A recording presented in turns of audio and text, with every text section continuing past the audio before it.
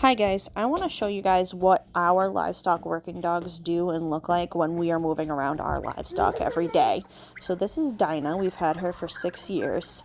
She is now putting herself in between me and the sheep and goats because she knows that I'm about to head towards them. I stopped to take this video to show what she does. She will always be in between me and the animals. So here we're headed to the pasture. She goes to the pigs first to make sure that they aren't coming towards where I'm going. That's what she was doing. And then she's going to cut in front of me and she's going to put herself in between me and the goats and sheep. The rest of the sheep are locked up right now. Now, you'll see she's going to give this goat a warning. Go on. Now, goats All right, go on. are difficult. They don't want to listen. They don't want to be herded. They're not nearly as easy as sheep or pigs to keep in one area. You saw there that she kept herself in between me and the goats and kept pushing them back away from me. Here, you'll see that I'm going to sit down on this wagon. She's gone ahead of me a bit, and I'm going to sit down, and she's going to come back to me because she turned around to check and realized that I wasn't no longer coming to where she was. So she's going to stay by my side. Here you'll see I'm going to walk out of the gate, and she's going to stay in between me and the pigs. And she's just going to stand there and stay in between us until I break and I leave the pen, and then she'll come out with me. Hey guys, welcome back to a Wicked Quail and Pork Homestead. I just sat down. I'm pretty overwhelmed with everything going on with the farmhouse. It's just one of those things, you just walk into it. I'm not good with like construction and stuff like that. Like I feel like it just always looks so much worse before it actually starts to look better. And I struggle getting to that point without being overwhelmed and nervous and just anxiety ridden. So Paul's over there working. It's Saturday afternoon. Paul's over there working on leveling out the floor, and the kids are upstairs playing. I'm going to put some of my Tessier Farm loose leaf tea in a cup, and then we are going to chat pantry staple items. For those of you who may not be familiar, Tessier's Farm coffee and tea company is local. It's out of Norwalk, Maine. You can order it online too. I don't drink their coffee just because I drink Moses Dyer coffee, which is also a Maine coffee, and it is fantastic. It's shade grown organic beans. So good. It is like the best coffee in the world. I do love Tessier's loose leaf tea though. Really good stuff. So pantry staples.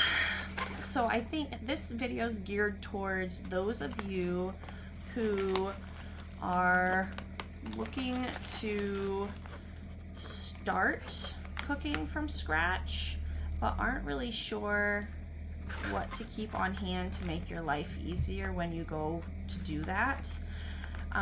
We could go on and on for hours about the types of these items that you should be using if you want to be like super healthy and super sustainable.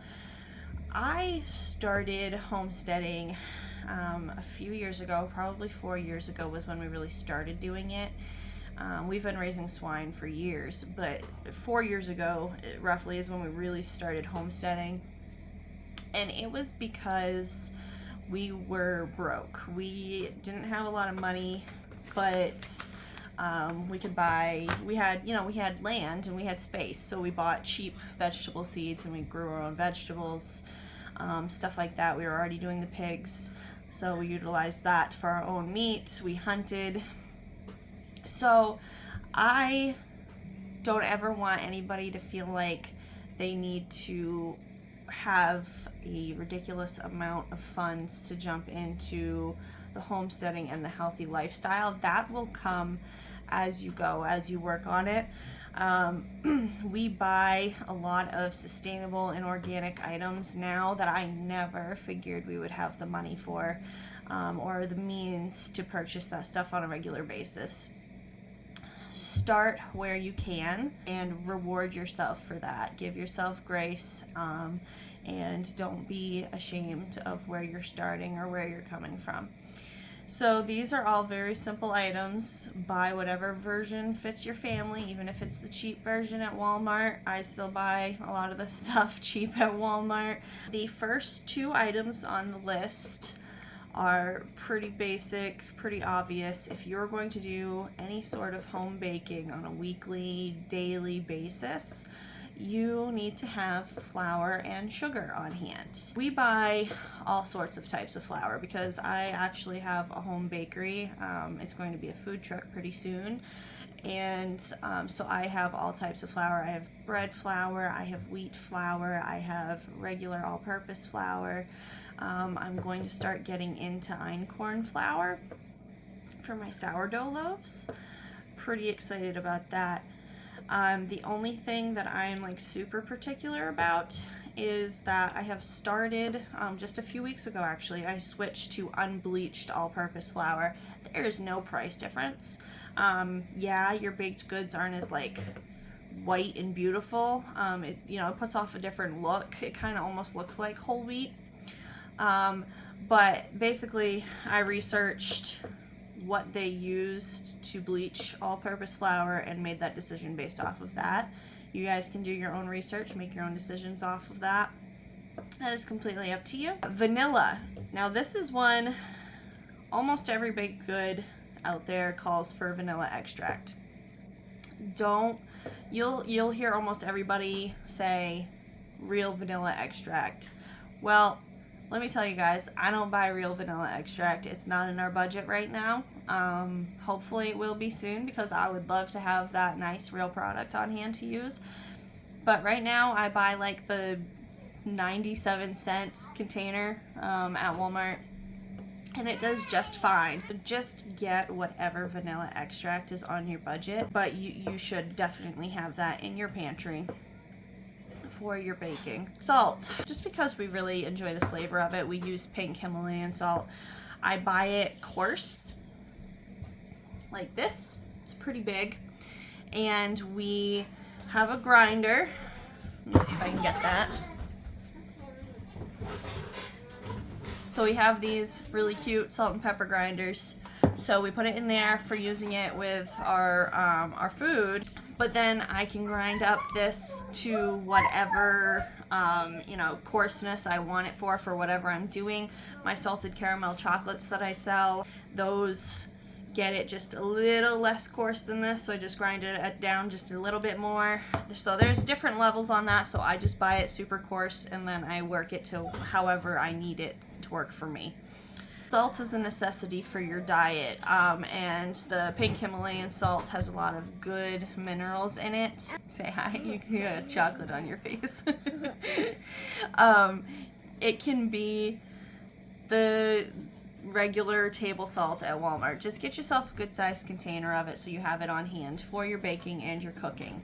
Baking soda and baking powder. Again, you're going to need these in almost every bit of baking that you do, so have those on hand. They are cheap. There's no reason not to have them on hand. My two favorite baking seasonings to keep on hand is cinnamon and nutmeg. You can make almost anything taste good with cinnamon and nutmeg as far as baking, like dessert wise. So I prefer to keep those on hand and stocked, or I keep like a pumpkin pie spice.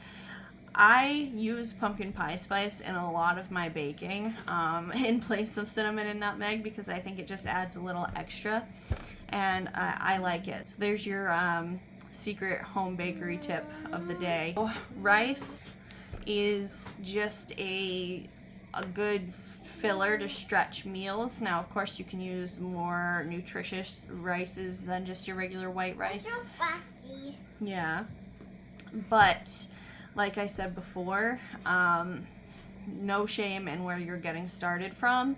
I still buy plain white rice. I've used plain white rice for years. We do use brown rice more often now, but brown rice really needs to have like a sauce or really good flavors with it for it to taste good. Otherwise, we aren't fans of it. So go ahead and get yourself some rice, whatever you can afford, whatever works for your family. That should be stocked in your pantry. I keep a 1 gallon jar, glass jar of rice at all times. Cornstarch. So I keep cornstarch on hand for thickening. You can use whatever your dietary needs called for. I think like some people use yeah. I think a lot of people use like arrowroot powder. We just keep cornstarch on hand, and that will help tremendously when you're making sauces, soups. Cornmeal. So cornmeal, I guess you don't really need to keep on hand unless you're like, we really like a good corn muffin or a good cornbread. And a good corn muffin or cornbread can make a meal stretch a lot further, and it can fill bellies. It can be good for breakfast with jellies and jams, and it can go good with soups, chilies. We have them on the side of like beef roast all the time. So we make corn muffins probably twice a week, in place of like regular muffins or dinner rolls. I buy cornmeal from Azure Standard. It comes in a little grainy, a little bigger than we'd like. So what I do is I order it in, and then I grind it down to the consistency that I like it for all of that stuff. Also, it's great to put on the bottom of your pizza pan. We make homemade pizza once a week here, so it's really nice for that as well. Beans. So beans are not Paul's favorite. They're not Kingston's favorite, although he will eat them. Me and Stevie Wren will eat beans and almost everything.